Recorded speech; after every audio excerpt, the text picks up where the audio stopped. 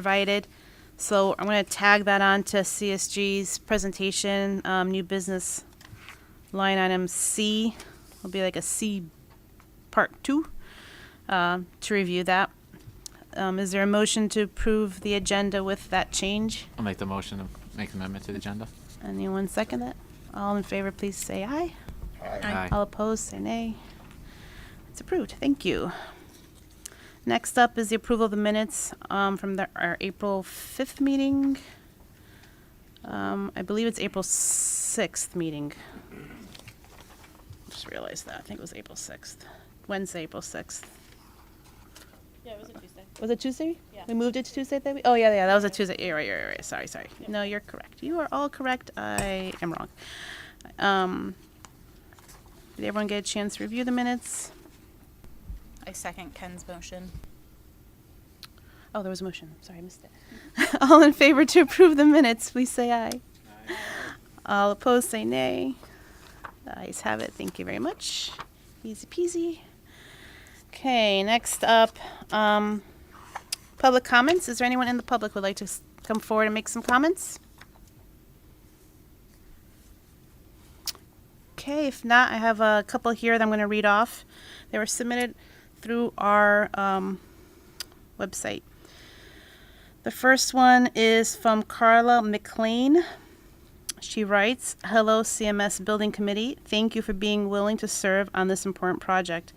As an arts educator in another district and a Cromwell parent dedicated to the arts, I am imploring you to be sure to have an auditorium and stage that is actually usable. It is vital that the auditorium be able to sit the entire school building and that the stage is at least the same size, 300 square feet, as the one we currently have. I have worked in 2 buildings now that do not have adequate stage and auditorium space, and it makes it very challenging to have performances, assemblies, and community groups use the space. It would not only benefit the students, but the entire community, and bring revenue into the schools if the auditorium space is large enough to fit at least 500 people. It seems silly to be spending so much money on this project and not do it the right way. My children will not benefit from this new building, as they will be in high school when this project starts, but future students should be able to have access to the best quality space that truly fits the needs of our community. Sincerely, Carla McLean." Second letter is from Jocelyn Karp. She writes, "Please build the bigger stage of at least 1,300 square feet so more use can be made of the space. We can make more money off of rentals with a bigger auditorium. CHS does not always have flexibility due to their own events, so it would be nice to have a backup should the event require up to 600 seats." Next is from Matthew Brown. "My name is Matt Brown, and I'm a Cromwell resident. I am also one of the co-chairs of the Cromwell LGBTQ+ committee. I'm writing to you today to share how important the arts are for the Cromwell community, and this new middle school should have an auditorium size to also support our community.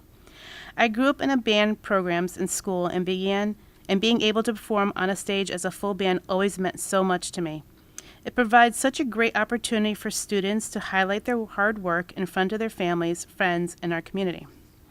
The auditorium would also support chorus and acting opportunities for students too. These activities are especially important as so many programs had to be canceled over the past years due to COVID, and they play such a significant role in the emotional well-being of our students.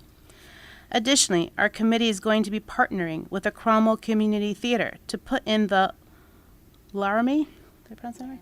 Laramie project play later this year. We were limited to Cromwell High School in town, and we wanted to host the play in October. Due to limited time available, we had to choose dates in mid-September. If we had another auditorium in town that could host a play, we would have more likely been able to host it when we wanted to. This larger auditorium would be able to support so many other organizations in town, including fine art studios like Company and Tempo." Next is from the Cromwell Arts Alliance. "The Cromwell Arts Alliance would like to express its support of the town funding an auditorium that is at least the size of the current CMS auditorium, seating, and stage. With our town not having a community center, all arts programs in town rely on the middle school and high school for their auditoriums. It is difficult to get into the schools with their busy schedules. 2 usable auditoriums would be a huge relief for groups like Cromwell Community Theater and Company and Tempo, who produce musicals and other performances. We also support the Cromwell Middle School Band and choral programs, as well as their musicals.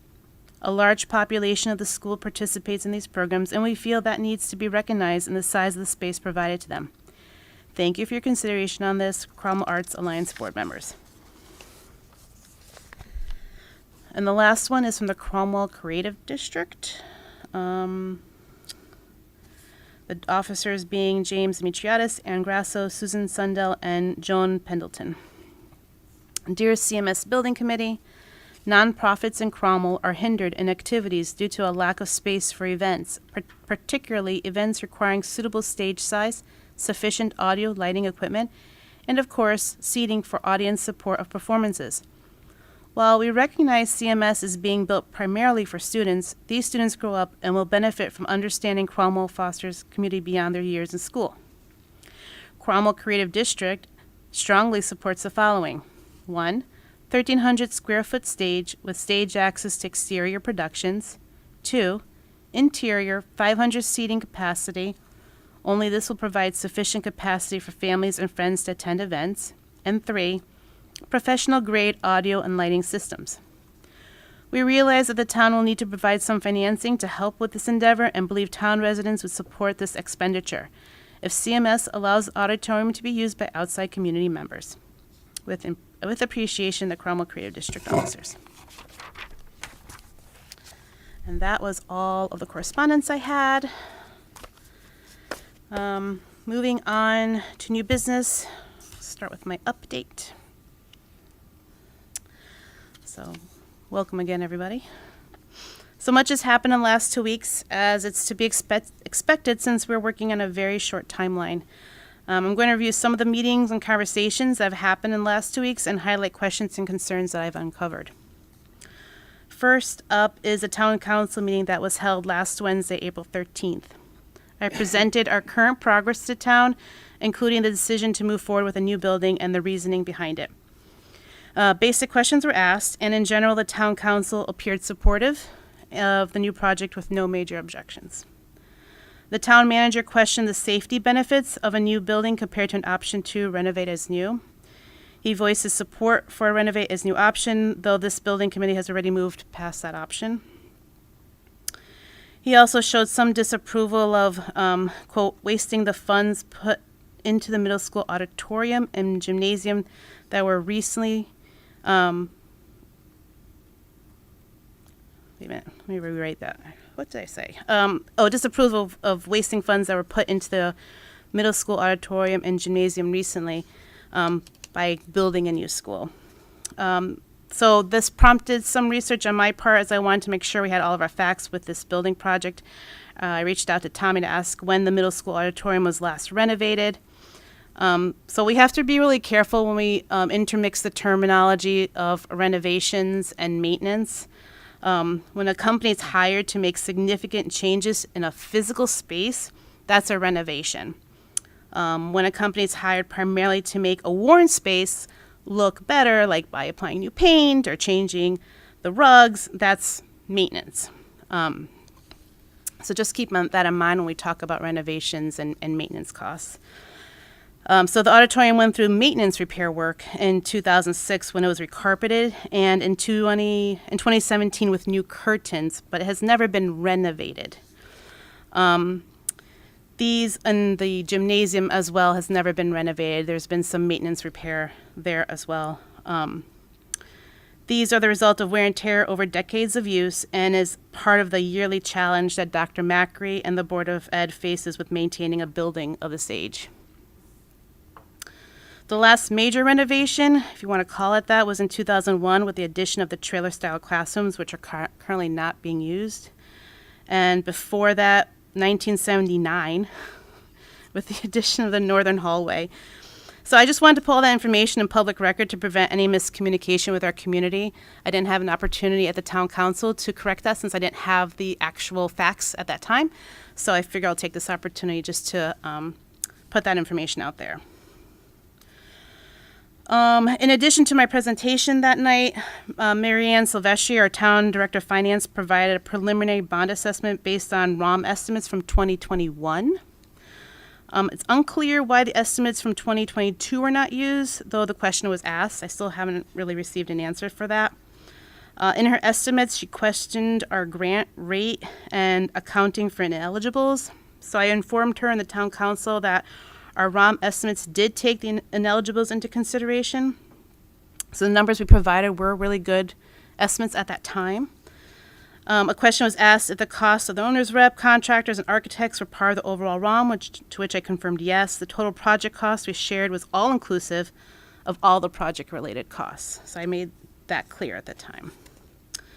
And then the final part of the town council meeting that really pertained to us was the request by the director of finance to expand the scope of the already approved building committee budget of $100,000 to encompass all work required by the building committee and contracted suppliers to get us to the grant proposal. So basically, originally it was only a narrow scope, which was just covered basically CSG and Tecton, and Mary Ann wanted them to expand the scope to pretty much cover everything that we have to do to support getting to that June grant. And then after that, any money not used would go back to the town council to use however they want. The town council approved the expansion of the scope to include all items, so that's good. This allows decisions to be made without requiring the town council to vote on each expenditure. Instead, the town manager, Tony Salvatore, will decide what will and will not be authorized. One of the first items that has already been rejected was our communications plan that our subcommittee has worked on weeks to prepare and craft. The subcommittee will report more on this during their update, but my conversations with Tony was that he was only willing to approve one newspaper article in the paper and did not find value with any of the other items we cared to put out. Those are still being discussed. For comparison's sake, we're asking for $6,000 in funding to ensure every household in Cromwell was aware of this building project. This is a small price compared to the thousands other towns paid for. Just to benchmark, Farmington paid $30,000 for the building committee on communications. Again, I'm not going to go into this more. I'll have a subcommittee discuss that during their update. And then yesterday I attended and presented the Board of Education meeting. The subcommittee worked swiftly to provide presentation material for the meeting, which contained the latest design renderings and timelines. So thank you, ladies, again, for all your help. That was really appreciated. They are really the dream team. I can't express enough how much the three of them have been putting into this. It's remarkable. But anyways, what they have been, what they've been putting together the past month or so is amazing. I can't wait for you guys to see it at their update. The Board of Ed did not have many questions, though one of the questions that came up was why we weren't using the email distribution list to send out more emails to the community. This led to some discussion about utilizing school digital boards and bulletin boards, and it's still unclear what we can and cannot do with that. We do seem to be getting a little bit different direction depending who you talk to. So I don't want to keep stealing the thunder from the subcommittee, so I'm going to let them get into that during the update. And then last, there was supposed to be a tri-board meeting today, but it was canceled. It's tentatively scheduled for next Tuesday, the 26th. I'm waiting for that to be confirmed. It's confirmed? 27. Oh. Next Tuesday. Oh, is it 27th? That's confirmed? No. Oh. You said the 26th. Yeah, I was told the 26th. Oh. Yeah, that's Tuesday. Yeah, Tuesday 26th?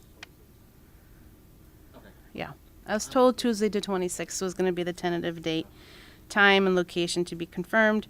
And as soon as I find out, the committee, CSG, and Tecton will let you guys know what that is. And that's all I had.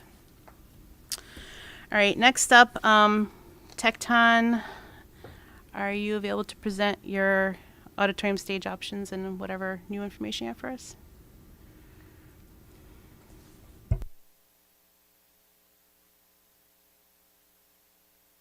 You can use the podium right there, or sit at the table, either way, whichever's more comfortable for you. And just turn your microphone on when you're ready to speak. Thank you. Sure. Good evening. So as far as the auditorium goes, we really didn't have very much. We had prepared some slides, but they were essentially showing there was an existing plan showing what the square footages were, and then the new areas superimposed so you could kind of see. But essentially, you know, by the time we went round and round on everything, we're really about what we have currently, with the exception of there being more storage. The seating area is almost identical. The stage is almost identical. There's just more storage. So it's a couple hundred square feet when it's all said and done. So to go through the exercise of showing an option for what the seating would look like didn't seem to make an awful lot of sense. You know, knowing that if the number of seats that were currently existing in an auditorium of, I don't remember the size right offhand, but essentially if it fit there, we felt comfortable and confident that we could get the same amount of seats in a similarly sized facility. I don't know if there's the ability. I do have a flash drive with those slides. We could plug that in if you wanted to see that. So, just to be clear, the original plan was to have a stage with 900 square feet to it, and you're saying now you've expanded it to 1,300 square feet as requested and maintained the storage space? Here's the... Yes, that's correct. Okay. Although I believe the Ed Specs has it as 1,250, not 1,300. Okay, that's close enough, I think. So the original storage space you had on here, you had scenery storage at 600 square feet, a control room of 125 square feet. You're saying you'd keep the 900, so the wing space that you have in there now, is that basically 1,300 square feet you'd keep? And then how does that fall into place with the overall building square footage of the 83,000? Will that be in excess of the 83,000, or did you find space within the 83,000 to remove? We were able to keep the overall square footage. Okay, so you're gonna go into where you took the space out? Chris, do you remember offhand what was adjusted elsewhere in the program? I'm looking at the, I'm Okay, trying to find the thank answer you. now, actually. Okay. So this is existing, Oh, yeah. 3,700 square feet for a 510 seat auditorium. The stage area currently is 1,235. You know, there's also a stair that accounts for about 90 square feet or so to get people up, you know, to the higher elevation. And then there's scenery storage of 225 square feet. There are a few other spaces behind there that were originally part of the program, but have been repurposed for other uses. So they're currently not part of the stage right now. If you want to look, this is what we had last time.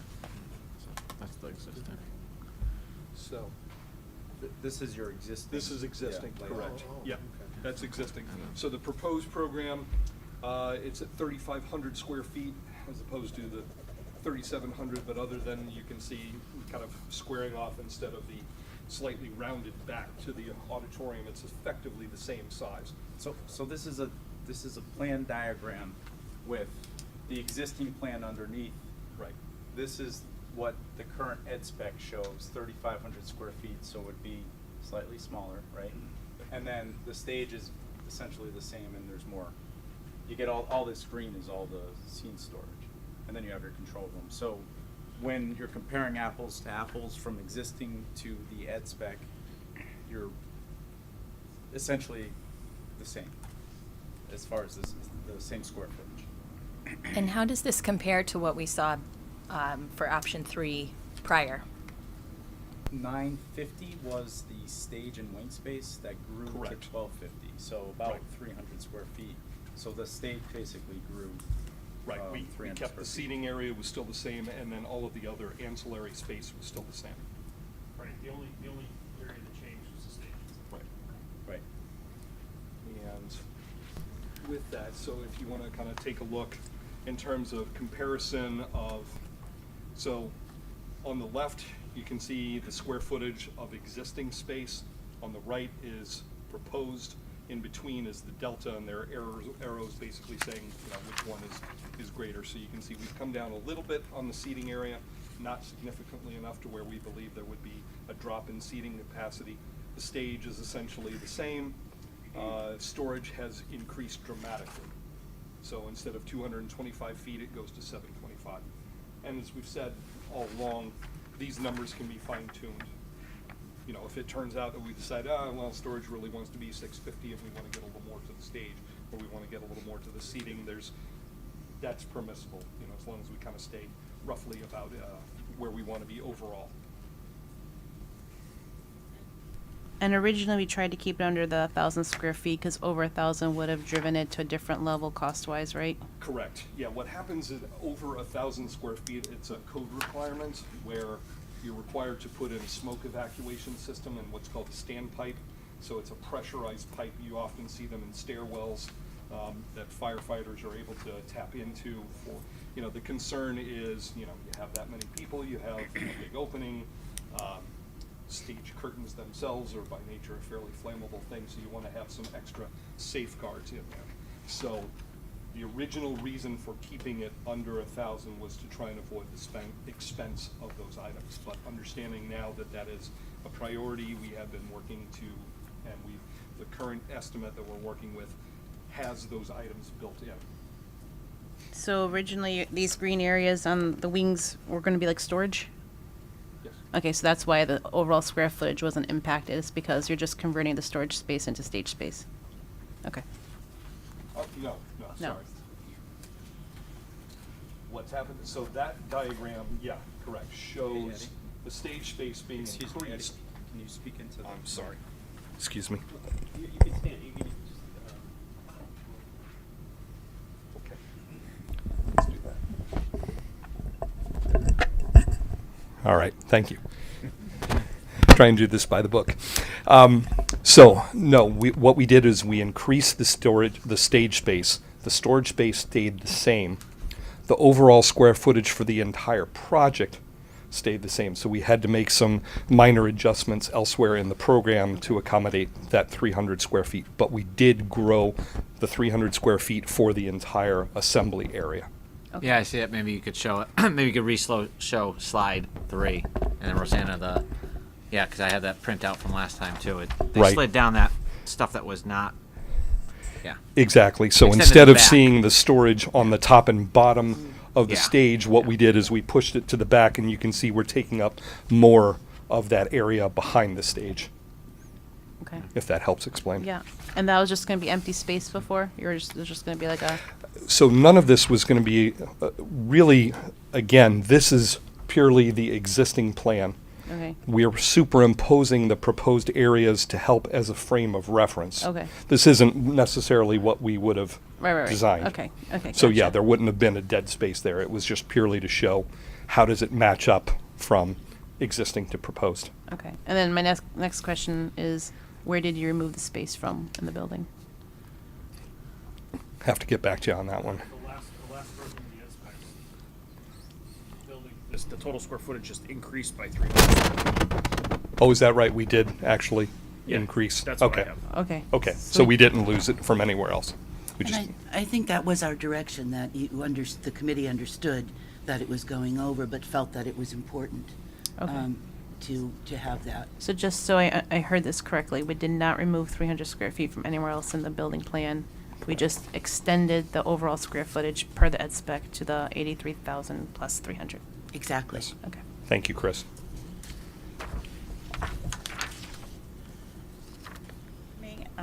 May I ask a logistics question in looking at the auditorium, the stage, and then the storage? Would performers be able to cross through that storage area to get from one side of the stage to the other? Yeah, absolutely. I mean, it's a performance. question of just how it's laid out, but certainly it would be possible. Okay. And then Yeah, the intent is, you know, presumably there would be some amount of opening, yeah, to be able to get back and forth. Okay. And then will we have the this might be a CSG question, but the financials, right, we asked for at the last meeting to go from what was originally in the ed spec to this view, Yes. and what that would mean to the town of Cromwell. Yeah, we have that information to discuss. Great. Was there anything else you wanted to present today? The only other piece that we have is essentially some updated versions of the floor plans and site plan, which I can pass out to you. Basically, it's kind of a mock-up of the couple of boards that we were going to try and prepare for the Little League event this weekend, and wanted to see kind of if there were any comments or things that need to be adjusted, so I'll circulate those. Jeff, do you want to Do you have them graphically? I do. I can hold them up. Please. I can hand these out.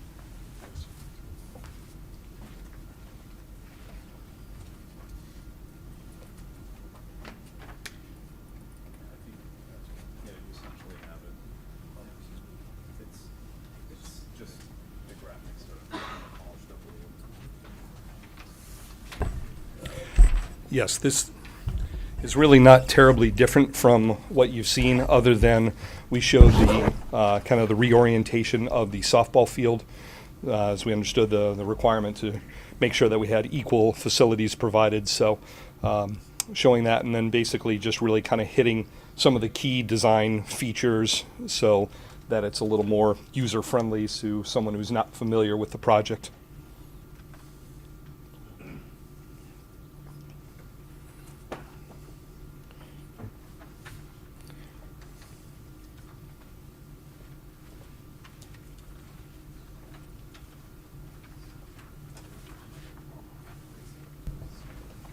So what were we looking at?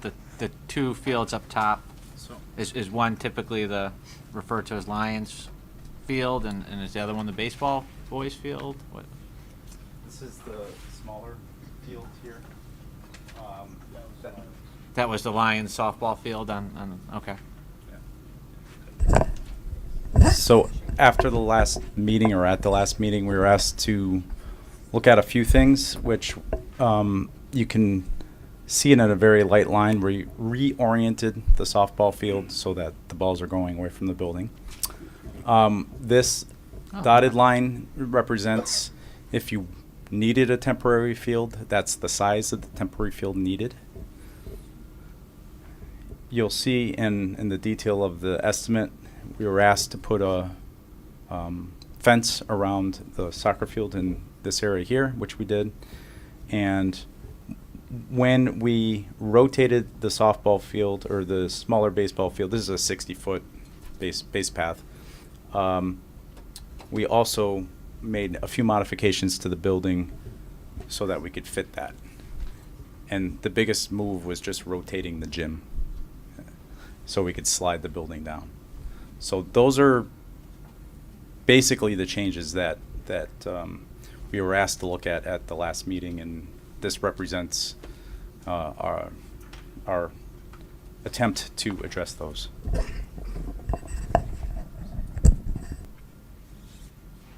The size of the softball, baseball field, the 60-foot, was that provided? Where did we get that from? It wasn't provided in an email I didn't see. I measured it from the GIS. So it looks like a 60-footer, so I just rotated it. They're either 60 or 90, and that one's a 60. That's a good question. Sure. Is that the baseball field directly behind the soccer field? Is that the existing baseball field that's there now? Yes. Thank you. Yeah, 60 foot is pretty typical for softball fields. Okay. And then the field directly to the right of that is the existing middle school baseball field? Correct. Okay. And we don't believe that will be touched in this project, or need to be touched. Someone said there were dugouts. I don't maybe Yeah, do we need dugouts? it's not visible with- from here. There are in the There are dugouts baseball. on here? The baseball field, Oh, Yep. okay. They're shown. Oh, okay. It was my understanding that if we build a new softball field, that We have to have we're gonna dugouts in have there. to add dugouts as well. Is there space to add dugouts?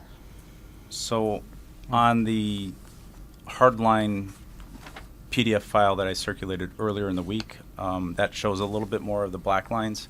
Okay. The dugouts are indicated. Oh, they are, okay. In the boxes. Okay, good. Nice. You might not be able to see it in the rendering. Yeah, I couldn't see that. In the boys' field, but I believe you. Okay. So essentially, what's out there, we're reorienting and Yeah. sliding down a bit so that there's room.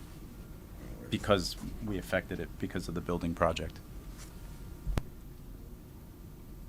You can see.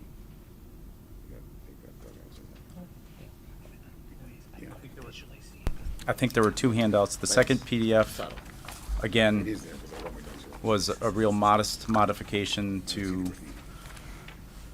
the building, where we just rotated. It actually works out to be a little bit better efficiency-wise from a circulation perspective. We rotated the gym. So you still have all the same access, the same separate access for community events, those kinds of things. It made the building a little less lengthy from top to bottom on your sheet there, which in the long run, it'll save on, efficiency, materials, maintenance, all that kind of stuff. One thing I want to bring up that I noticed in some other schools that were issues was when you put the chorus room and the band room really close to the nurse's office, kids that are in there that are sick and have headaches with the pounding of the music next door has become an issue in other buildings. And I don't know if that's something that might be addressed. Absolutely. There's a storage program associated with each chorus and band. What we could do is relocate the storage to be that middle space between. So in addition to the STC, the acoustically separated walls, we like to have program space between occupiable space and rooms that have louder sounds. So we could certainly do that. Could we just swap the admin and nurse areas? Well, I think the other thing you could do is if you look into the detail, which we don't have a detailed layout of the nurse guidance, I would presume that there's storage associated with those spaces. We would probably push those close to and adjacent to the boys, girls, and the chorus so that, it gives us a buffer. So we could achieve that in a series of different ways, and it's a good comment. Thank you. Yeah. I almost like the idea of having the nurse closer to the gym, too. Nice. Right.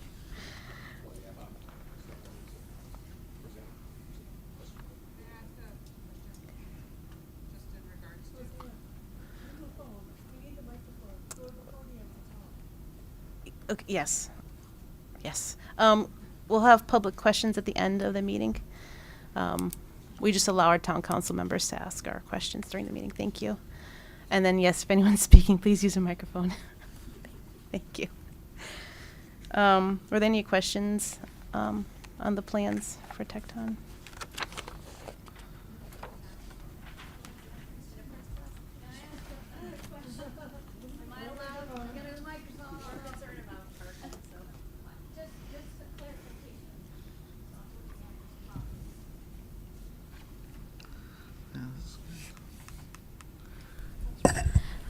Hello, everyone. So looking at the parking spaces where the buses come in around the loop, around the field there, and I see where the yellow, dashes there represent the bus. So my question is, staff comes in to park in here, they cannot pass buses. So what happens with that? Because the buses come anywhere from 7:30. I'm thinking logistics, so I was just curious how that would work. So staff comes in anywhere between 6:30 in the morning until 7:30 because they have to be in by 7:30, but our buses roll in anytime the same as well. So there would be a mingling of staff cars with the buses, and that's a concern to me because they can't pass buses. Thank you.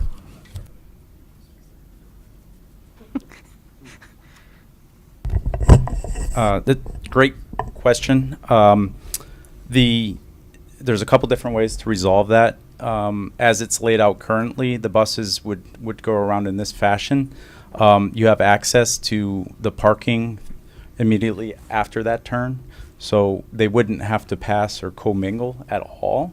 The other solution could be taking that turn out so that they don't even have to turn with the buses and just having access points further down here, so it's completely separated.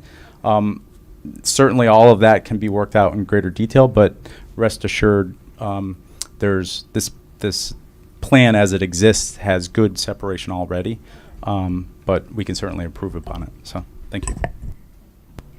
Can I just ask a question? It's very difficult to see, but there's a note about the road relocation for the temporary field.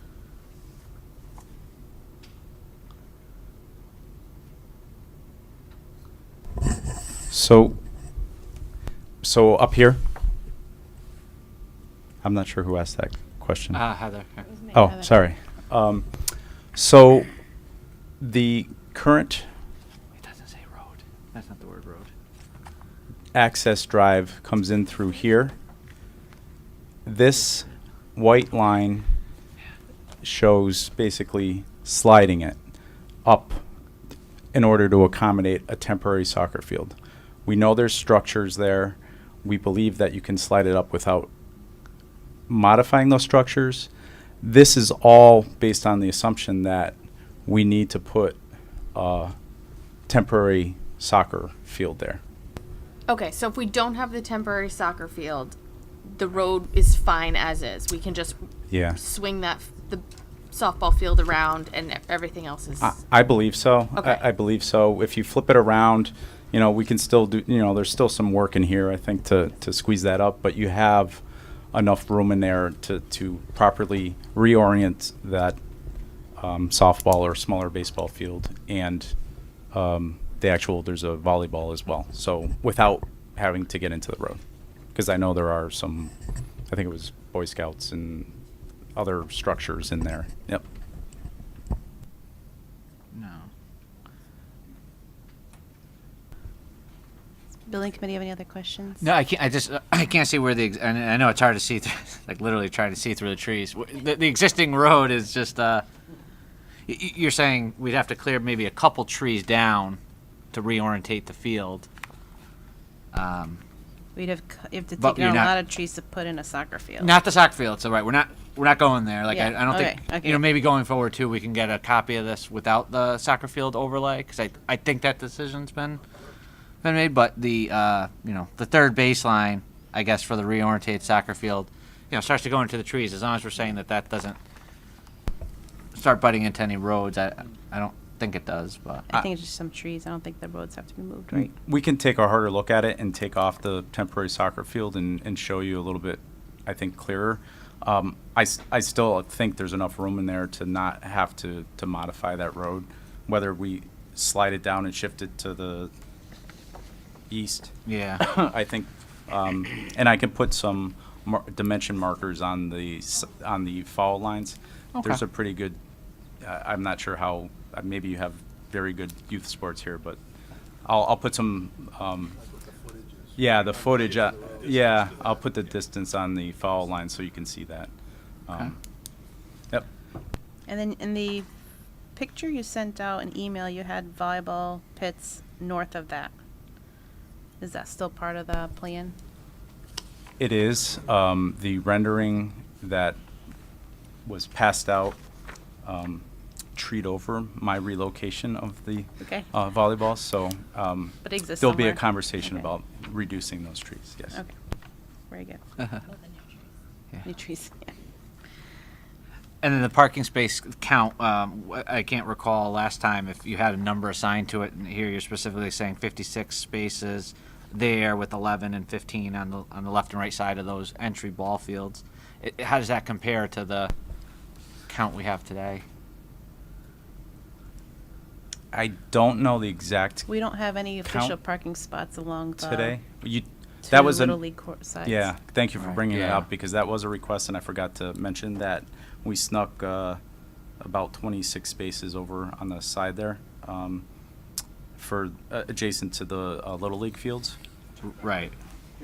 Right in there. Yeah, I know those aren't official line spaces, but Right. for practical purposes, people do use that. So I I think saw in that, people's yeah. head, they said, okay, we got some parking there and some parking, official parking where the middle school is. 56 spaces. Again, a detail, maybe if there's ways we could flank some where those trees are or something Yeah, else, but absolutely. I think I believe the total count is well in excess of what you have today, but I will do a existing and proposed count so that you have that clear. yeah, okay. That's a good question. There aren't that many spots there today. Yeah. Especially when we took out 2 rows for the parent drop-off area now. Okay. That's a significant loss of parking spaces. Yeah. Drop-off is Mrs. Cochiola, you don't by any chance know how many parking spaces we have out there, do you? I'll look.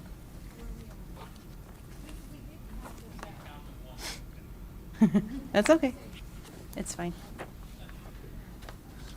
We'll count. I'll count next time I drop my kids off. Any other questions from? Yeah. Yep, that's what we were just saying, yeah. Any other questions from the building committee? No, just a comment. So as far as these being the mock-ups for the Little League opening day posters, I think they look good. I think they're informative. Especially, I like how you labeled each space. So it does help just folks look at the board without explanation. So Yeah. I think they look good. Should we, that's a good question. We can take off to eliminate confusion. We can take off the The soccer field? temp soccer Yes, field. please. And add some of the other comments, just so we're. Can you erase some trees? Yes. Erasing's easy, yes. Okay. Very good. I have one other comment upstairs in the special education yellow areas. Is it, if we can go, and any administrators or teachers that might want to chime in on this, would it make sense to put some of these OT rooms and the sensory rooms closer together to the special ed self-contained classrooms? Does that make sense? Or are we walking down too many long hallways for that kind of stuff? Is that possible? It's in the yellow rooms upstairs. So grouping the yellow rooms together, you're saying? Kind of think, getting the special education rooms closer together. for I that. would say, so anybody from my wants to- perspective as a parent, Yep. that our district does a great job of integrating our students, and I think that this layout really allows for that to happen by having sensory room and resources rooms like in the different grade areas. I can see OT and PT being on the second floor. Maybe we would want to consider that on the first floor. That decision could be made later, but I do think that having them spaced out and into the different areas, students who are in the regular ed classrooms could be using those spaces and not be in the self-contained classroom, so it could provide greater access to resource for all our students. Where's the elevator?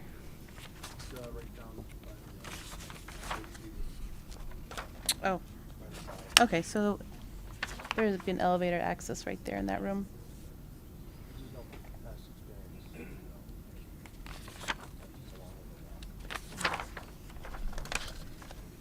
Oh, yeah.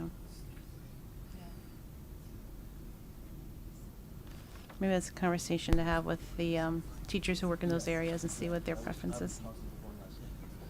I Yeah. mean, I would say this, for the most part, these rooms, they're Yeah. flexible, right? We could. Absolutely. This is just conceptual right now, just to see how the space is laid out. Yeah, Okay. I remember Eddie kind of showed you the evolution over various phases. There's still a long way to go, so absolutely we can look at that. Okay. It's a good question because we've seen it a lot of different ways at a lot of different communities, but it's definitely worth a more detailed conversation. So if there are any other comments that come up, I think we would like to try and see if we could get them by, maybe early afternoon tomorrow to give us, an opportunity to pick them up and get everything printed. I did bring the easels with me tonight, so I'm not sure, do you want me to give those to you or to Shannon? Okay, I'll give those to you, and we'll coordinate a drop-off for the boards themselves. We can pick up the things we've talked about this evening and the way we have it now, only half the buses can get in anyway. That's, we have 78 staggered. currently. So this way you could have them all lined Just up. in that small parking lot, right? Not the side one. We do a double shift for the buses. Yeah, yeah, That's yeah. an extra 15 minutes to 78 parking spots. get to Se- Today we 78. have, today they have 78 and we're looking at 26, 80 something, 83. The 76 probably does not include the makeshift parking in front of the baseball fields, right? That's, Right. which some people parallel park, some people decide to just angle park. So depending on what kind of parking you actually get out of that. But yeah, there'll be plenty of parking spots, I think. Okay, any other questions for Tecton from the building committee? Okay. Thank you very Nice. much. Thank you. Karen, do you want to go over your cost estimate presentation?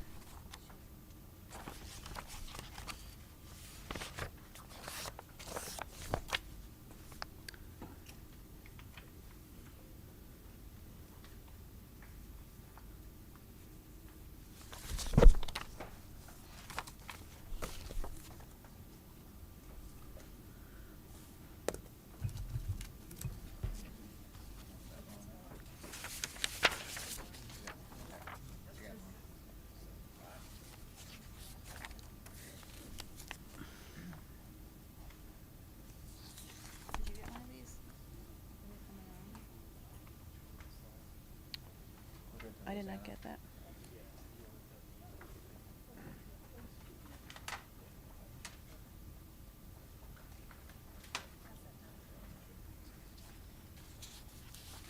Thanks. Thank you.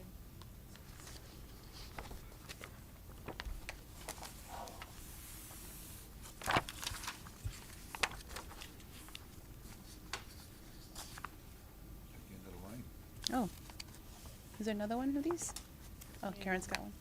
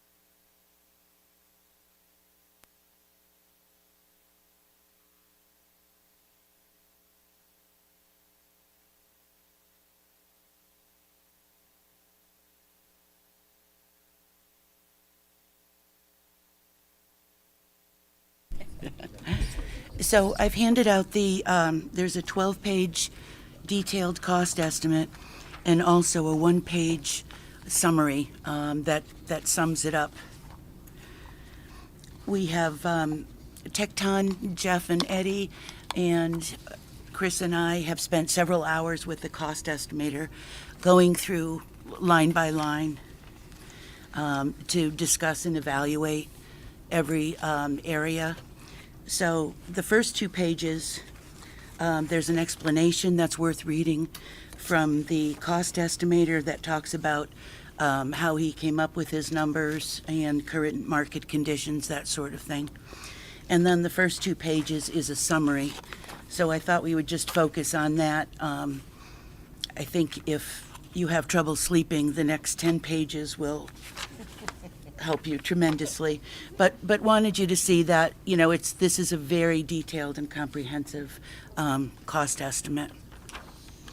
So on the summary sheet, maybe we'll start there. Basically, the cost estimate is made up of 2 parts. What we call the hard costs, or all the construction costs. And then the second piece is the soft costs. So the hard costs are all the construction, labor, materials, fabrication, installation. And then the owner's soft costs are everything like consultants, architects, engineers, any kind of other consultant, specialty, geotech, that sort of thing. It also includes any kind of testing and inspections that are required throughout the construction phase of the project, as well as furnishings and equipment. It also includes a design contingency, or an owner's contingency, I should say. Permits, fees, all of those other costs we call soft costs. So between the two of them, it makes up the total project cost. You can see on the summary sheet what the first line at the bottom there, the summary, the construction hard cost came to $50,960,348. The owner's soft cost, we carried 15%, which is at the lower end. I would say it can run between 15 and 19. Maybe some people go. It's been very well vetted, and it's a solid number. Is all I'm trying to say, and that came to $7,644,052. So the total estimated project cost is $58,604,400. Then the next section shows your reimbursement rate at 39.64% for new construction. So that would be the state reimbursement amount. So we deduct that from the $58 million. A couple of additions, and Tecton had included these in their early estimates also for roofing adjustment and the auditorium adjustment. Now this shows $1.2 million. This includes the auditorium after we enlarge the stage. We talked over, Eddie had talked about kind of crossing that threshold, and then it gets into different code requirements, and these are all those costs put together. Some of that will be reimbursed by the state. We don't know exactly how much. We can figure out part of it. We know the seating will be 50% of your reimbursement rate. As far as getting to the end, I don't even know how to explain it, Chris. The state wouldn't tell us. They'll look at it at the time, which they do with some things, and they'll tell us what they think at the time.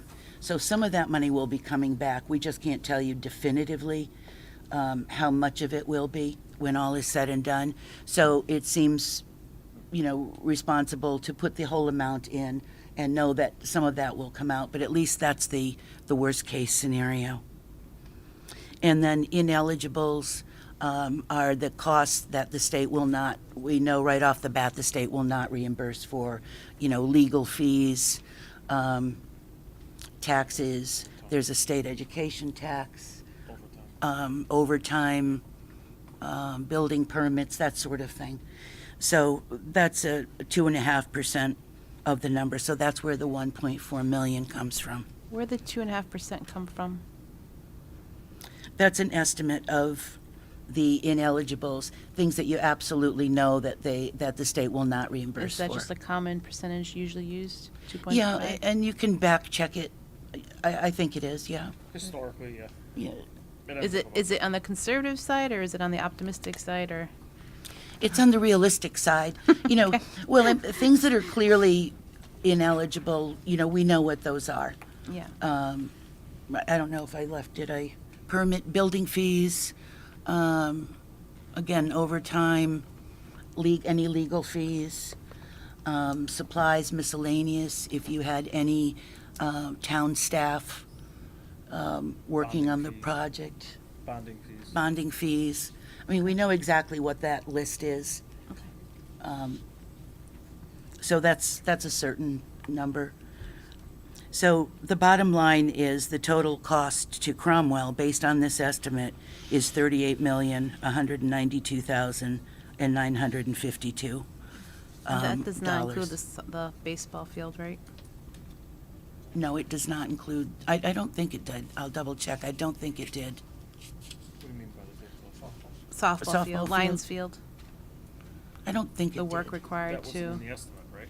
He carried, I believe, 350,000 in there for the relocation of the For the soccer field, But, sorry. I Right. believe he has a line item in there for, That's for the soccer field. I yeah, think. but if Relocating that's the not, soc- So if if we that's don't not gonna relocate the happen, soccer field and just build the softball field, question is it gonna be more or less than that 350,000? we can, We'd have to look at that. yeah. also included, again, in the two-page summary is a good document for us to look at. We talked for a long time about current market conditions and being in an unusual or atypical time resulting from the impacts of the COVID-19 virus, supply chain disruptions, and it's resulted in an escalation, particularly in material costs that in some areas are off the charts. So, we talked about the fact that at some point it should level off. It should, maybe not to where it was, but it should settle down. But when that will be, nobody, who knows? It could be in a year, it could be in 5 years. So in the construction costs, you'll see at the second page of the summary, there are contingencies, there's an escalation number, and actually the estimator had a higher escalation.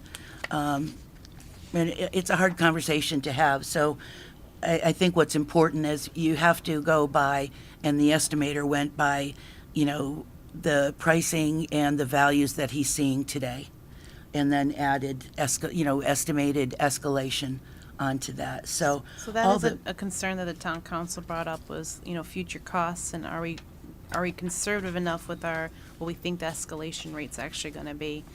If the estimator is using historical escalation rate, for example, it may be in excess to that based on the current inflation rates, so. Yeah, and again, it's a hard, how far do you swing one way or the other?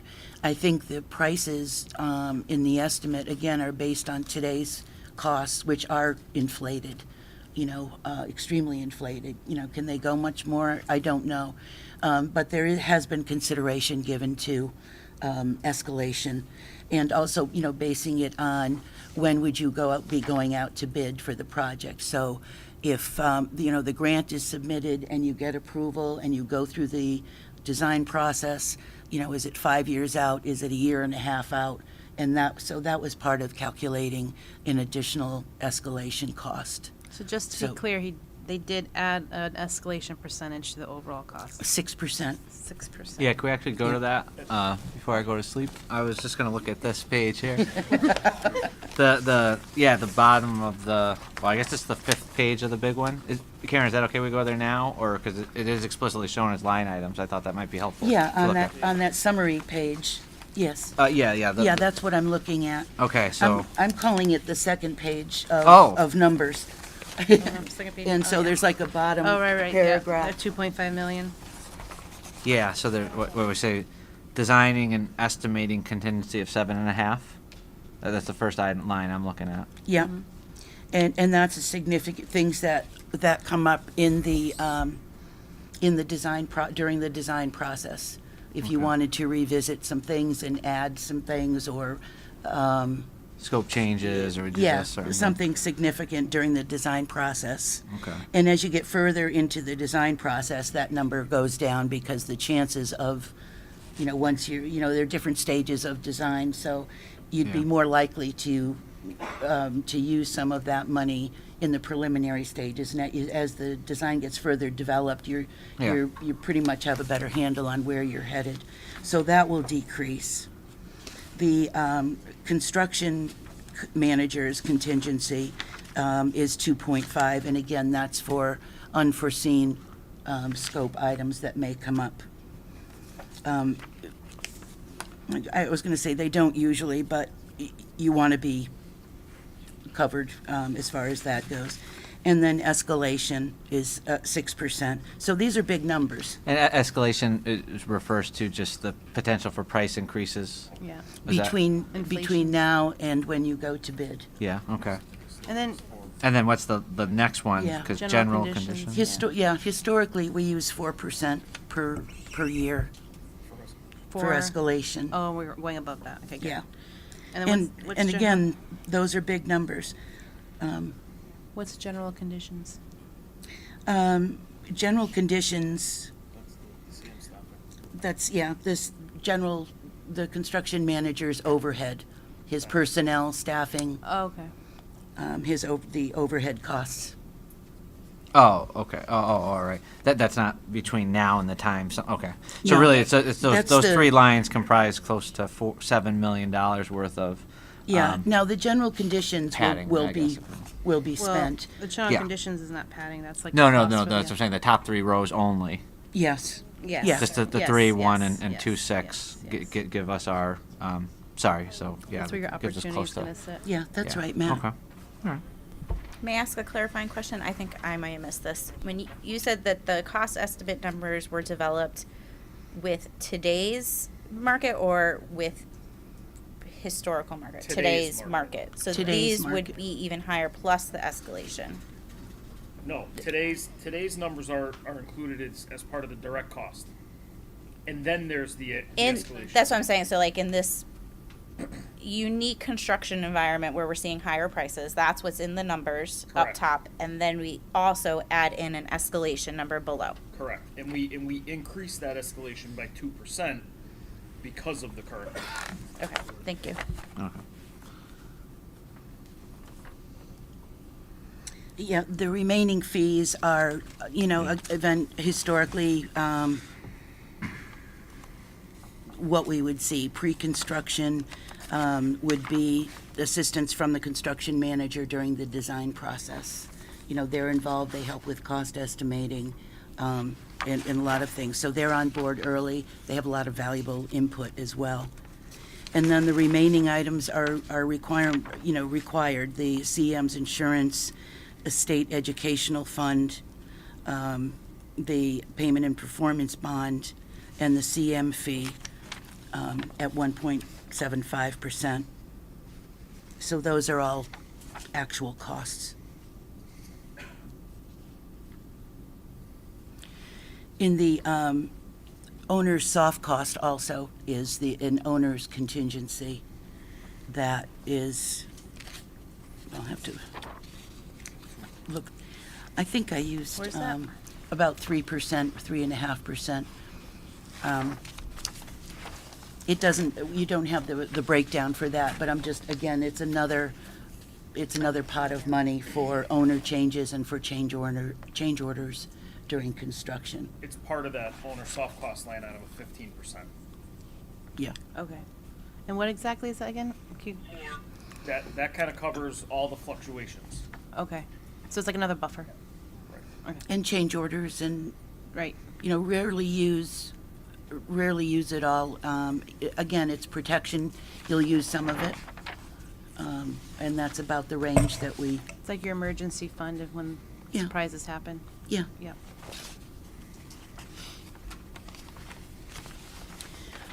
And so I don't know if, again, I don't want to go through all 12 pages, but the first 2 pages really cover every category. We talked about a lot of them where the estimator is seeing really crazy escalation, I think in the steel, the structural steel, the cold form steel. I know those items were incredibly high. And they just are what they are today, so that's where we are. Do you have any questions? Do you want to go through line by line? I don't think we want to go through line by line. I think we're gonna have to take some time to make sure that's. Yeah, just a Surface, quick but- question on the calculation. It's based on the square footage. I'm just looking at dollars on the page. Is it square footage and rates per square foot? Is that how it's all calculated? For which? You mean? All in of the numbers. Yeah. No, Sorry, I'm looking at the these. detailed It's lines. it's Yeah. broken out per square foot so you can see it, but it's Yeah. not, the estimate wasn't done per square foot. Make sure you speak into a mic. Oh. Oh, sorry.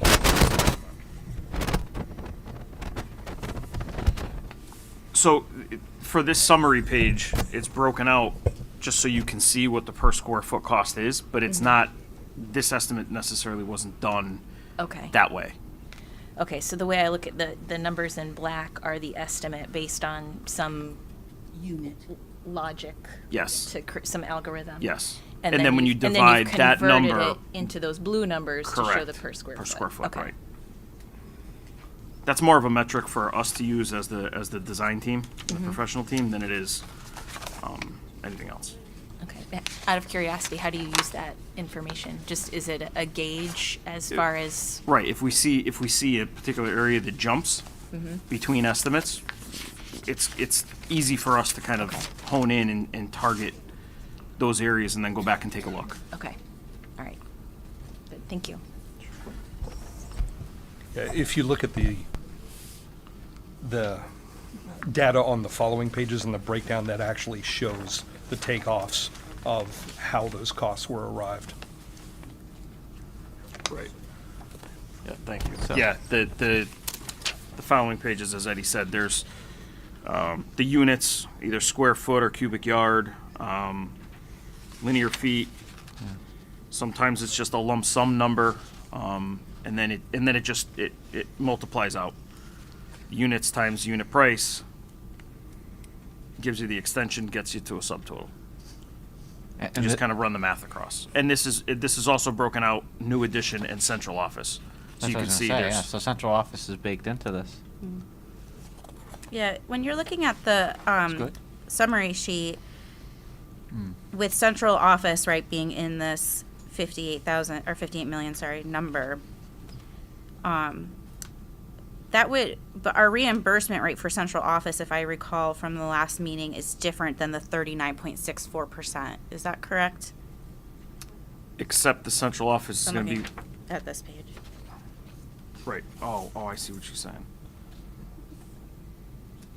Because we don't have it broken out. No, because the central office is in the building. Right. In this plan, if the central office is included in the building, the way the procedure at the state is currently is that it receives the same reimbursement rate as the school. Oh, we would get the same, oh, okay. That's Correct. new information. Because it's inside the new building.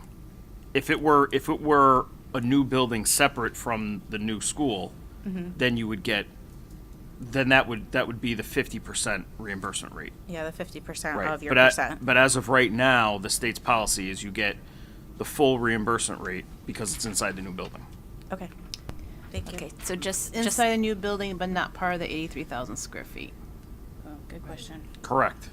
Okay. So to clarify, the cost estimate summary that we have here on this page, this includes the central office? Yes. Oh, okay. All right, so that answers one of the questions I was going to ask is how do I think about, are we looking apples to apples from the original ROM to now? So even though the overall cost is slightly higher on this estimate, we've got to add option 3 for the new school and the central office together. So it's really pretty close to the original ROM. Yes. Okay. So I have a question for either Matt or town council members.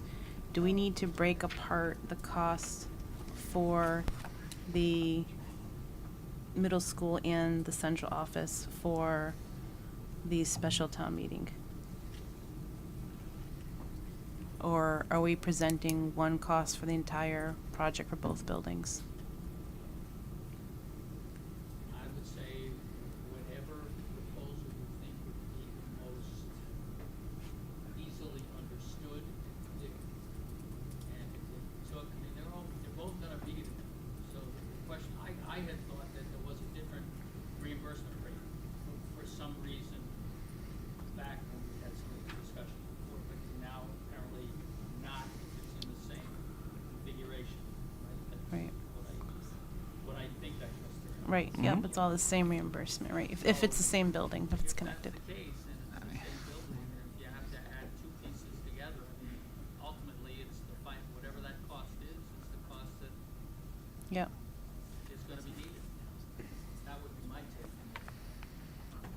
I mean, I think we could maybe firm that up at something like the tri-board just to understand what the actual, we're going to start drafting the actual referendum or whatever the Board of Finance is going to appropriate and how that even if that's done in piecemeal for whatever reason, but I would think it would be. I viewed it as this is the totality of the project. We're not going to start Yeah. spiking out. You know.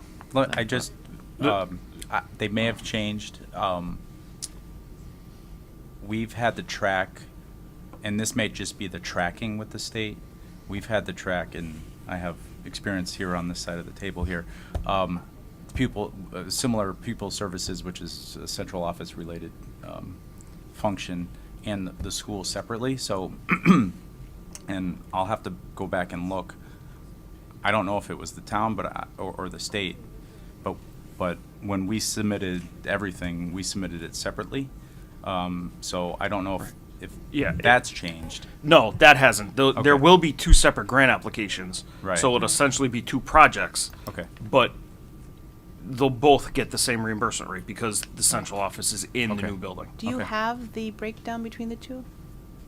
The cost between, it's actually on it's on the second page of this estimate. Right. The column. If you've got to look at the columns. So if you look all the way at the bottom, the school building is 48.25 million, and central office is 2.2 or round up to 2.3 million. So when we submit the grant application, I know one of the requirements, right, is that we have the financials appropriated through town council, through the Board of Finance, and then through our special town meeting per our charter.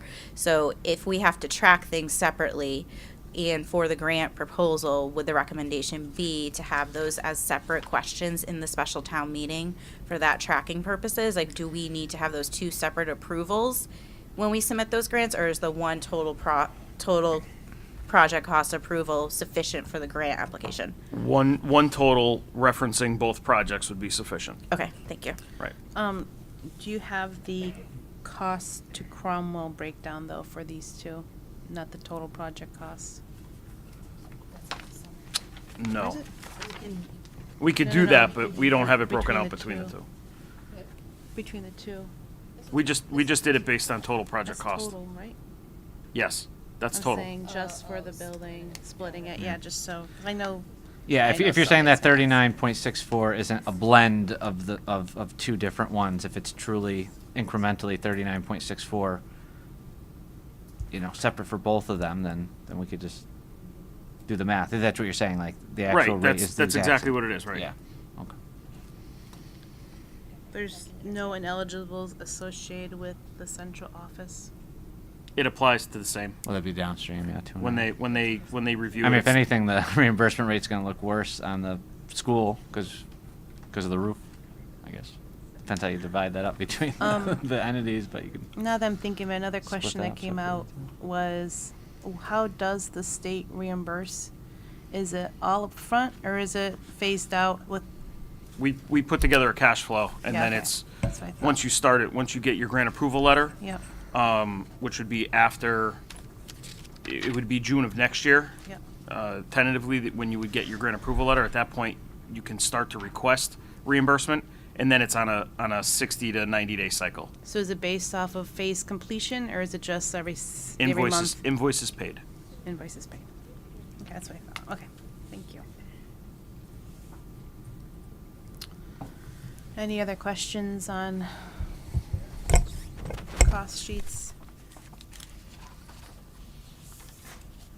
And the auditorium, I know you said that some of that you expect will be, but you're maybe going the most conservative with just assuming all that is non-reimbursable. Correct. But Yeah. tell me again, because I think there was a little bit of confusion for just the auditorium from a seating standpoint. What is covered? Is it? Why don't you guys say it? What is covered what is covered and then what's partially covered? How does that work? So there's two different pieces to that. There's the actual seats themselves, Okay. and then there's the square footage of the auditorium proper, which includes the stage and the storage rooms. Okay. Okay, so what I can tell you is, based on the enrollment, the fully eligible seats Seats. Yeah. is half your enrollment, so roughly 250 seats. Right now, we're projecting 450 seats. Right. So the cost for those additional 200 seats is approximately $60,000. So these are all numbers that we have to provide the state as we go through the process. So they'll take that $60,000, and that is the $60,000, which represents the 200 additional seats, Yeah. is reimbursed at half the reimbursement rate. Okay. But Okay. the 250 The 250 is reimbursed part at that 39. at the 30, correct. Okay. All right. Yep. Good. Yep. Yep. And everything associated with the 250 seats in terms of square footage. Oh, okay. Oh, Okay. all right. That's the. So now they look at the square footage of the additional seating, of the 200 additional seats, right? Because now you need a larger auditorium space. Right, the space for that. Seating space, right. Yep. So they'll look at that, and we estimated about $500 a square foot for that space. So you're looking at about $800,000 for just the seats, for the cost of the construction of the auditorium, but not the seats themselves. Right. Okay? And that would get reimbursed also at 50% of the. This is the piece, the space, the square footage piece is what I don't have a good answer on. This is something that the state says that they assess later on. And I just don't have so that's why we're carrying the full amount, full cost of this, to say, we know it's going to be something less than this, but go into it knowing that it's going to cost $1.2 million to build the auditorium of this size. Yeah. Above and beyond what it would be normally, right? Above and beyond what the state would allow. So we're factoring the additional 300 square feet of the stage plus the 200 seats. Okay. Is the way we're looking at this right now. Okay, so that's that last part. Is the 300 square footage of the stage that goes above and beyond the total square footage allowance for the whole building? Then is not. Right, but what that presume- also does is as Eddie Yeah, mentioned it has the earlier, requirements it of- triggers the other code Yeah, higher required grade issues. points. Yeah, yeah, So yeah. the 300 square feet is about $150,000, Yeah. and then combined, the code requirements that are now needed are about $200,000. So you're looking at about $350,000, Incrementally, yeah. right, just for the stage itself to add the extra 300 square feet. Yep. So in total, those three numbers, the seats themselves, the square footage for the auditorium, and the stage increase, Yeah. total 1.2 million. Gotcha. Thanks. Yeah. Sure. And we still put in for waivers for the stage side under the auspice of this being a STEM school and the importance of having. The only waivers you would apply for would be a space waiver, but we're at our space, our allowable space limit, so there wouldn't be a waiver for that. It would be a challenge to get a waiver for the additional square footage for the auditorium. Oh, because they would just say go find it somewhere else. That's right. Their standard is 50 is half the capacity, half the enrollment. I'm sorry. I'm talking about the stage size itself. I guess I'd say, right? They don't have a hard. They don't care. It's just it's part of, and this is the way it was stated to me, is that they don't care what the size is. Yeah. But again, once you go over that 1,000 square Right, feet, right. there's other costs that get put into this calculation. Yeah. No, I get. I Right. get So that, yeah. it's like a further reduction, an incremental reduction in the reimbursement based on the cost of the space. But Yeah. we could put a waiver in for the additional 300 square feet that goes in excess of the 83,000. I mean, there's no drawback. The overall, correct. There's Yes, no you could. drawback in putting a waiver in. The worst, No. they can just reject. They it. could just reject it. But I also think that when you get into the design process, 300 square feet, you may very well be able to absorb and tweak, and that's not really a lot to absorb and work into the space. I wouldn't be really concerned. That would be my first approach, and I think that would not be terribly difficult. In an 83,000, square foot facility to rework to find 300 square feet would not be difficult. Okay. Right? That's for them to figure out. Right, Eddie? Jeff? Let's see. Okay. Thanks. Thank you. Sorry for You're the welcome. detour. It's good. No, it's okay. Love it. So can I just ask, what was the, once you received this cost estimate, what was the process to review? Was it jointly reviewed, you and Tecton? Okay. I think we all looked at it. It was sent to all of us, so we all looked at it individually, made notes. We Tom, the cost estimator, had some questions that we all responded to for clarification. So that was one round. And then we spent over 2 hours with the four of us and him on the phone going line by line. Okay. So Were there were there several steps. Okay. All right. Were there any areas of concern? It looks. I am not a construction professional, so I'm kind of looking here. Was there anything that stood out to you as we should be focused on, something we should be asking questions about, like what? Because I know we haven't had time to go line by line here and understand it. So is there anything that you would want to bring to our attention in these numbers? For me, I think what stands out, again, is the escalation. Okay. And that just is what it is, and that's not a typical, and there were a lot of things, you can only understand so much going back and forth with clarifications. There were several things that we were able to eliminate because the first number was much higher. But there are a lot of things, where he had to make assumptions because you just can't provide, we don't need that, or we don't need that, or, let's use 50% of this and that should be fine. Because, he didn't have our insight and didn't necessarily have everything. So I don't know if Jeff and Eddie, you want to add anything? No, I think you did a pretty good job. The reconciliation meeting is just that, going through and saying, okay, this is what I had. Is this what you thought? Because it's still a conceptual level. So yeah, it was a 2.5 hour long conversation, line by line. There's areas where I think we clarified, and other areas where we added some and subtracted some. So I think it was a good process. It's a normal process that we go through. There's areas that you could look at down the road. Like we spent a lot talking about the folding operable doors and things like that. On the site, I think you could study the circulation a little more and probably be more efficient with that, and save some dollars. So there's areas, but all in all, I think it was a good process, and I don't think there's no like gaping holes or anything like that. Okay, and it was consistent with some of the experience that you have on other projects where we had to make assumptions. Typically we see X percent. It was pretty consistent with those assumptions. Absolutely. Okay. Yeah. We coincidentally we use a similar estimator on a lot of projects. So Okay. We have a good working relationship, and yeah, no, it was a productive meeting. Yep. Okay, thank you. So my eyes go quickly to everything that's marked as 0, and I look at those, and project engineer in me thinks that's like a risk item. So how did we convince ourselves that there's 0 costs associated with like contaminated soil evacuation and transportation of contaminated materials? We know that the arts area of the middle school used to be a mechanic shop kind of area. Sometimes when you see the zeros, the numbers is, or the item is covered in another line item. Yeah. So there are other, So like the abatement, Right. hazardous abatement, 280 would maybe encompass the things above it? Yeah. Is that what we're saying? Okay. Yep. And sometimes, that, you picked one that's really kind of a, an unknown.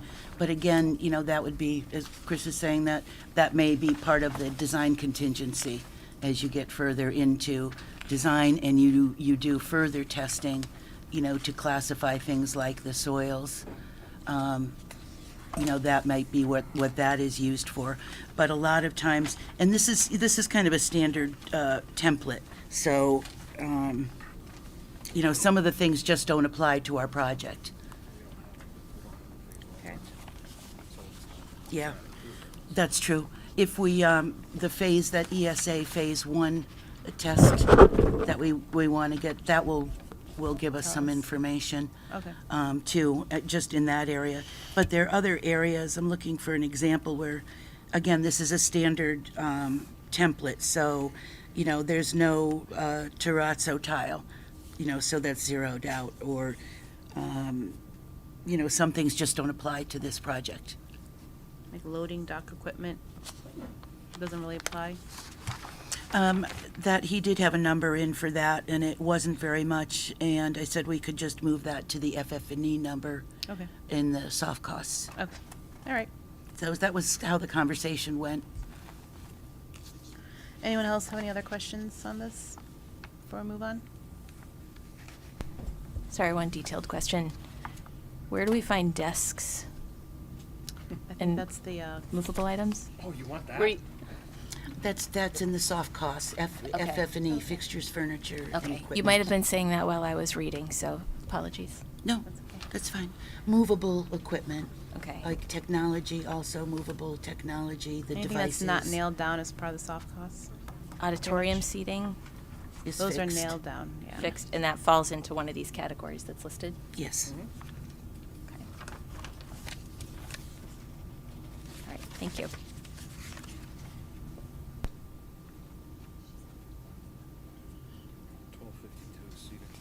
Yep. 1252 seating.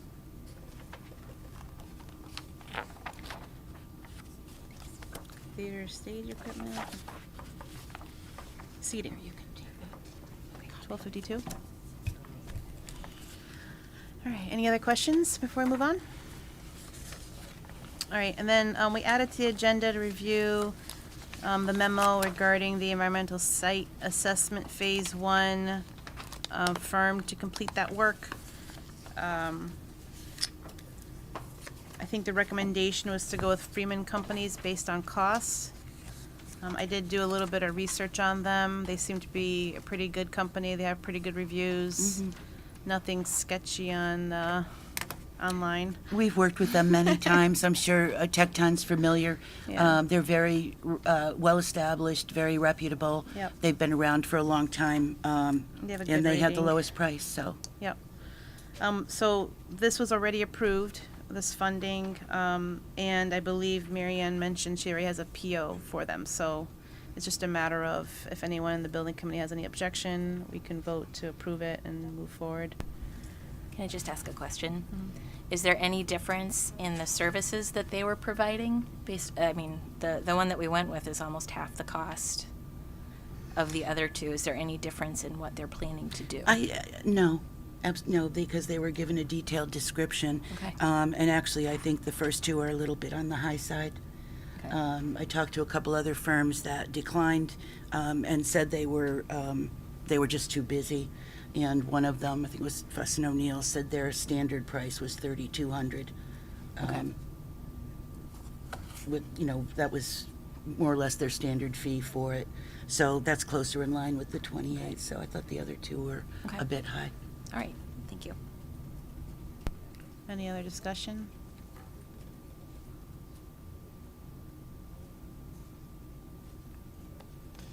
Is there a motion to approve using Freeman Companies? I'll make a motion to approve the Freeman Companies at $2,800. Anyone second? Second. All in favor, say aye. Aye. All opposed, say nay. It's approved. Moving forward to communications subcommittee report. Shannon. Oh, I'm sorry, I totally skipped one. Never mind.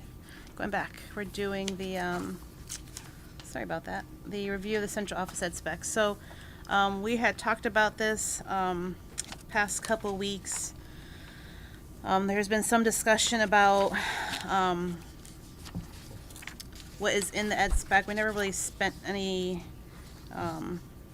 discussion time going through it, so has everyone had a chance to review the ed spec for the central office, and is there any discussion or questions that haven't been answered yet?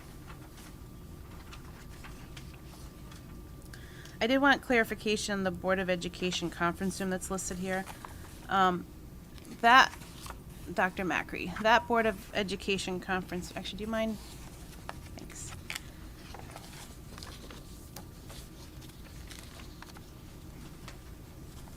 Either way, whichever is comfortable. The Board of Education conference room, that's not, it's not really a Board of Education conference room, it's more for central office, right? It's for you to have staff meetings and group meetings, right? Yes, it's for group meetings. It's for high-profile PPTs when they're held at central office. Also, there's two other areas, the reasons why we truly need a real conference room. All of our student registration goes through central office. So the first thing that people see when they come to central office, it's the first. So usually they have to wait at the door and fill stuff out at the counter, which isn't very welcoming. So we would use it for that. And then also, we are allowed, not that I'd like this to happen, but it does happen, when we expel students from school, we are obligated to provide, and so should we be, an equitable education. And so when we have an area to tutor students, like such, because we can't have the tutoring in the actual school, even though we're connected, we are allowed to have students in that area. We've been using our small conference room, which has been very productive and cost effective for everyone. And it makes it easier because the teacher doesn't have to go into the home, and no one really is feeling comfortable with going into homes today because of COVID.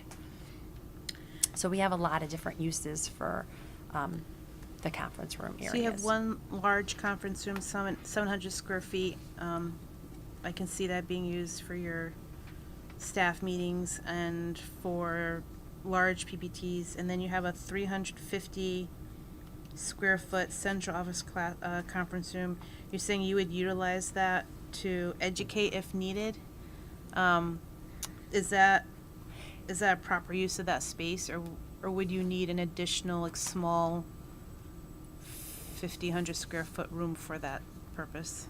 No, that area is 300, what do we have? 350 square feet for a central office conference room. But I'm saying you're just mentioning a room for, like, an example would be an expelled student who needs educational access. Right, and it could be, for example, it's so hard for me to talk about without being identifiable. If we were to have more than one student that needs a different program, we could use that space for more than one student at one time. So that is plenty of room. Okay. And would that be a prolonged usage, though? It could be up to 180 days at times. Okay. So In But our that case, hope- though, you would lose that conference room. Like, is that We would- conference room we would used use for that little other space. functions? We'd have to lose that space. Like, right now, we use the small conference room that we have right now. We lose that space. So we really have nowhere to have meetings. So we have been having a lot of our meetings virtually, or outside, whatever works. So it's just we would lose it and not be able to use it. And we would focus on letting it be used by the student first, because that would be our first priority. Right now, that's what's happening already with the one conference room that we have. Okay. So having the two conference rooms then will give you the flexibility to at least have Right. one conference room for your actual meetings. Yes. And then another way that we would use that room is there are times when we are testing students for special needs for all different reasons. For example, and a perfect example, if you are not attending school, it could be because you have a medical condition or whatever, you still have to be tested for NGSS, for state testing, all of that. And you can't be around a lot of people and come to school because the germs, but you have to come in and try to take that test, which is absolutely ridiculous, but families have been wonderful. That's also a space that could be for testing all types of students as needed. That is really our space to help students who are struggling for a significant amount of reason, and have them still have a semblance of normalcy and be able to be educated on the property. Okay. Does this list encompass everyone in central office now, even the ones who are scattered across different campuses? Everyone that I plan on having come back. There's no way. So we have a curriculum team of 4 people, there's no way they could be together. It would just be too big and cost too much money. So we have space right back here. And they will stay there, and they'll have to come to central office for meetings. Tommy, the director of facilities position, and the administrative assistant position would be brought back to central office. And then hopefully HR does not have an administrative assistant, so there's room for HR admin assistant. We would not be able to house, it would be too costly, and we have other spaces where curriculum could be in other areas, and they would have to travel.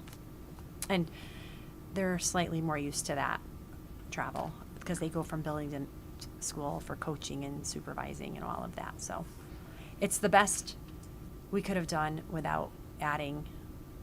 We would need a lot more room, and we do have it throughout the district. It's not ideal, but it'll work. Okay.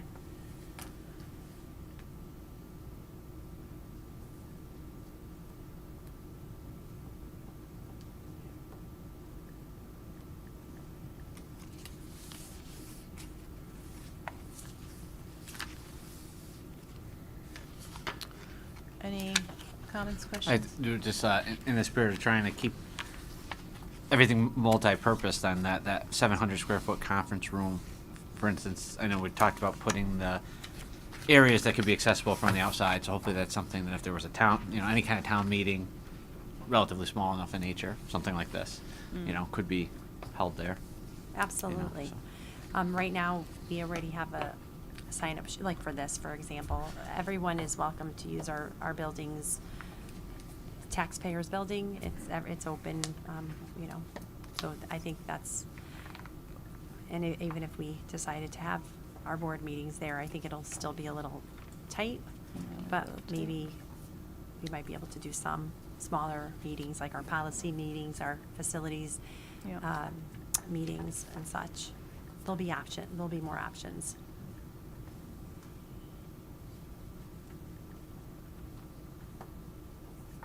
Any other comments?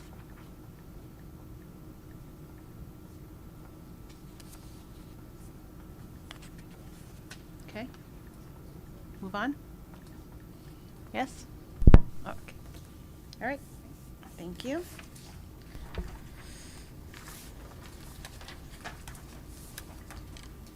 Now would be the Communications Subcommittee report. Okay, thank you.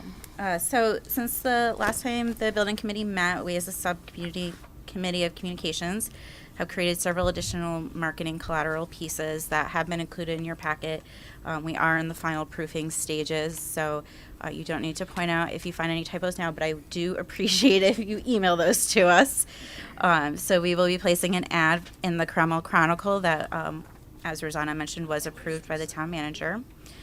We would also like to be able to print flyers for distribution when we attend events and presentations, as well as a small marketing card, which I don't have my packet.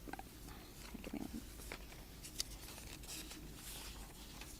There's one piece in your packet that has, so this would actually be much smaller, so we would fit 4 of these on one piece of paper and cut them to hand out. We're envisioning at the Little League event, we can give these to folks as they stop by our table so that they can be invited to our open house event that's coming up, and then also sign up for more information since we are continuously sharing a lot of different information, and that's another way to get out to the community. So the flyer, we would envision more when we go to presentations.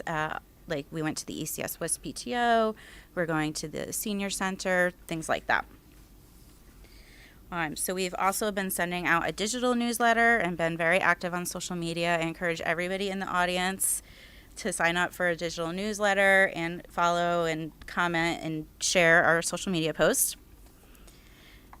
Coming up this Saturday, we'll be at Little League opening day. There'll be representatives of the building committee there from 9 to 1. Tecton is working with us to design the posters, as they mentioned earlier, so that the community can come and see our conceptual layouts. And pending potential approval, we should have the marketing cards to hand out. So just a quick list of presentations that happened since the last time we met. Rosanna presented to the Town Council and the Board of Education. And then in the next 2 weeks, we'll present to the Cromwell Children's Coalition, the Youth Advisory Board in Cromwell. We'll attend the ECS WIS PTO Art Show. That'll be more similar to the Little League event. We'll present at Covenant Living, and we'll present to the Cromwell Senior Center. We are also planning an open house, so please mark your calendars. It'll be Thursday, May 5th at 5:30 is when the event will be open to the public. We do ask the building committee to attend earlier so that we can set up, and I put a kind of proposed schedule in there, so just let us know, building committee members, if that doesn't work for you, and we'll figure that out. John has agreed to secure and manage our logistics for the event, so we thank him very much, and we thank Ann Cotillo for working together with us to get all those logistics in line so that our community can come and we want them to see the current school, but we really want to show them what the school can be and what we are envisioning for the future. Tecton's supporting us in this as well by bringing conceptual images of what the science labs would be in the new school. So I think this will be a really important event for the community to really see that vision, and also teachers have graciously volunteered to attend and provide their feedback and what this can really do for the students in Cromwell. I do want to quickly address the questions about the Board of Education list and why that's a little bit confusing, and we've gotten some information from our consultants, CSG, and the marketing subcontractor that they work with. So the building committee is a committee of the Town Council, and the Cromwell Charter does differentiate the Board of Education budget from the Town Council's budget. Therefore, we need to work within the funds that have been appropriated to us through the Town Council. And if the Board of Education were to use their education list, that's using funds, right? I know it's technically, we might think of that as a free, but it's still people's time and energy. So that is the reason why we really do need to keep those things separate. We do still have some outstanding requests into the town manager and the financial director and the town lawyer about content. The advice we've been getting to the marketing from the marketing consultant is that the town can and should be communicating to the residents about this project and making the residents aware of this project. And that is why the communications committee, through working with the building committee, recommended a postcard be sent to all the different households. Every household in Cromwell, we want every resident to be aware of it. And the marketing company has told us that that's been done previously in other districts. We do have examples, and I'm happy to share these with anybody who's interested, from the Farmington High School Building Committee, which went through this process just 1 year ago. So we will be continuing to work with the town officials so that we can, do our best to get the word out to the community. But without a budget, without some of the items that we've requested being approved, we've had several things be denied. It's very difficult for us to spread this news. So with that, I do ask all of you, we have social media to use at this time and word of mouth. So please share with your friends and your family. We have been denied to print the flyers and the marketing cards, as well as the cost of our email subscription service. I think that the email subscription service is really important because this allows us to provide an unsubscribe option. It allows us to more effectively manage unsubscribes, which is very important to abide by marketing regulations and laws. And at the time, if we do any of the items we have been printing, the committee members themselves have been paying for. So I just want to encourage everyone here and everyone in the audience, thank you for attending and learning about this project, but just continue to spread the word with your networks.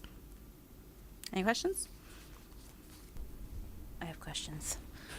Ken, I know we talked about this earlier, but just so that everyone else can hear, what did we do with WIS as far as communicating out to the public? We did a public presentation, just like you're talking about, Covenant Village, and different groups and entities in the town. But if my recollection is correct, we also got funding for a mass mailing. And it was like a trifold, gave all the project details. It had to have been vetted through the town attorney, and which it was. And then the funding was provided to do a mailing to every one of the Cromwell residents. So one mailing, one trifold mailing.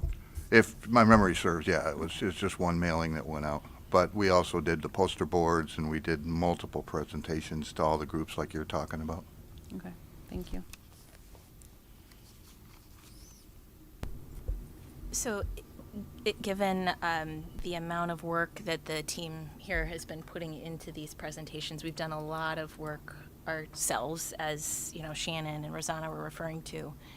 Is there room in the current CSG budget that was allocated to the marketing piece? Is there room left because that work has not? I don't know what the line items and deliverables are with Tall Timbers. Is there any of that budget that can be used to purchase the postcards and do at least one mailing? We have, these women over here are so creative and have looked at so many different ways to get the word out to the community, because we really, really want to hear from everyone in the community, and we want everyone to know that this is happening.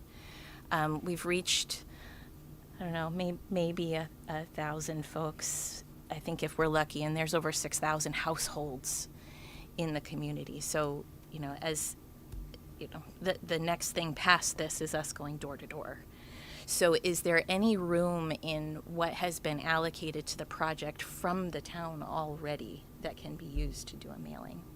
We've got the content, we've done the content ourselves. Is there anything that we can use? We're looking for any possible opportunity to get the word out to the town. We'll have to go back to Okay. Tyra and have another conversation with them. Okay. And see. Okay, yeah, I'd appreciate that. I mean, we're really looking at anything that we could possibly do. Explore all avenues. Thank you.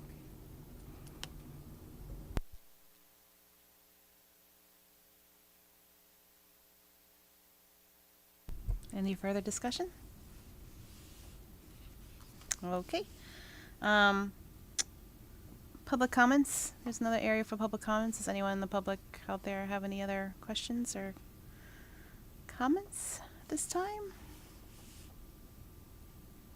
Yes? No? Okay. Any other comments or updates or announcements from anyone else on the board or in the building committee? Just to redeem my maybe date snafu, it was this calendar look ahead. It had the tri-board tentative for April 27th. That's what I was going off of. Yeah, I think, Steve, is it April 26th though? 26th, Okay. yeah. That's still tentative too, right?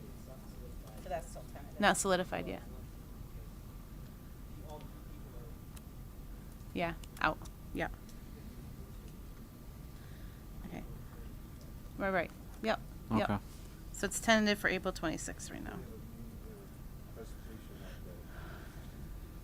Yes. Cost to bond council, and then, youth The services Children's board. Coalition. And the yeah. Children's So Coalition. maybe depending on the time, that might be okay. Yeah. Oh, there's a lot going on that day. Or we can break if we have to do representatives Yep, at different places. yep.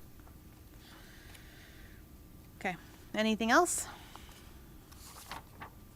All right, is there a motion to adjourn? Moved. Want to second it? Second. All in favor, say aye. All opposed, Aye. say